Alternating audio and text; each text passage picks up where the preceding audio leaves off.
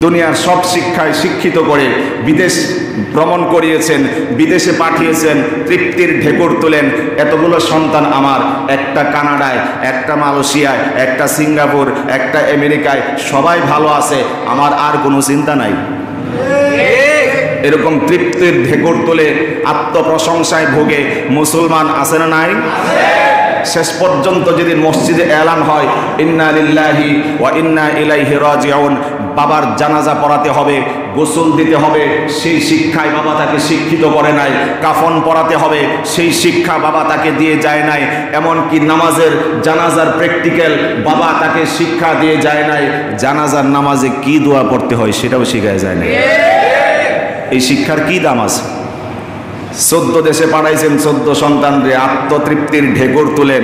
শেষ সময় যে আপনার বিদায় হবে, যেদিন চলে যেতে হবে, নিথর নিস্তব্ধ দেহ নিয়ে চিরজীবনের জন্য, জনমের জন্য সফর করতে হবে, অন্ধকার কবরে চিরজীবনের জন্য ঘুমিয়ে থাকতে হবে। সেদিন যদি সন্তান আপনার জানাজার নামাজ পড়াতে না পারে, কমপক্ষে জানাজার দোয়া যদি জানা না থাকে, এর চেয়ে অকৃতজ্ঞ, অজ্ঞ, অযোগ্য সন্তান পৃথিবীর আর একজন হতে পারে। আমি ভালো আছি মিয়া, আমার জন্য আমার কাছে আমার বাবার দোয়া চাইতে হয় না। আমি 5 বেলা নামাজ পড়ি, নামাজের পরে রব্বির হামহুমা কামা রব্বায়ানি সগীরা পড়ি। আমার বাবা আমাকে সেই শিক্ষায় শিক্ষিত করেছেন, আমার মা আমাকে সেই শিক্ষায় শিক্ষিত করেছেন। দুনিয়ার মানুষ যদি চালাকি করে আমাকে ঠকাতেও চায়, আফসোস নাই, কোনো রকমের দাবি দুবা নাই, আল্লাহর দরবারে তারা জবাব দিতে হবে।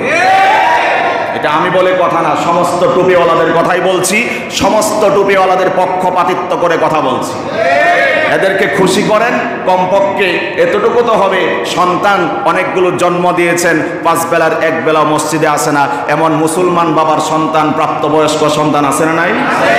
ও রব্বির হামহুমা পড়বে কোন সময়? মোল্লা ভাড়া করবে বৎসরে একবার, কথা বলেন, বৎসরে একবার মোল্লা ভাড়া করে 200 টাকা 500 টাকা দিয়া তারপরে দোয়া মোনাজাত করাইব।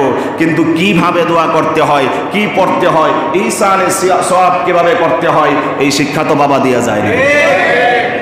এই জন্য কমপক্ষে সন্তানকে যদি মানুষ নাও করতে পারি, যারা টুপিওয়ালা এই লাইনে পড়াশোনা করে লম্বা সময় পর্যন্ত ক্ষেপণ করেছে, আত্মার সম্পর্ক তৈরি করেন। হিংসা, বিদ্বেষ, ঘৃণা এইগুলো ছেড়ে দিয়ে আত্মার আত্মীয়তার বন্ধন এখানে তৈরি করুন।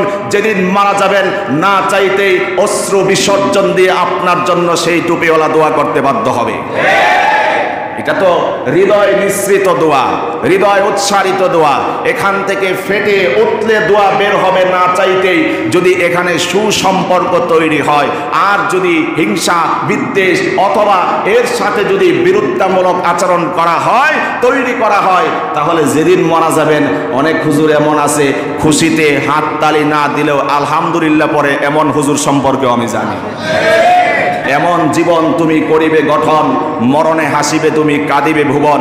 এমন জীবন গঠন করুন। শুধুমাত্র কবি নজরুলের সেই মুখনিসৃত বক্তব্য মুখে মুখে নয়, কানে কানে নয়, বাস্তবায়ন করুন। চলে যাবেন, সারা বিশ্ব আপনার জন্য কান্না করবে, হাসতে হাসতে আল্লাহর জান্নাতের মেহমান হয়ে যাবেন। কথা বলতে হবে ঠিক কিনা?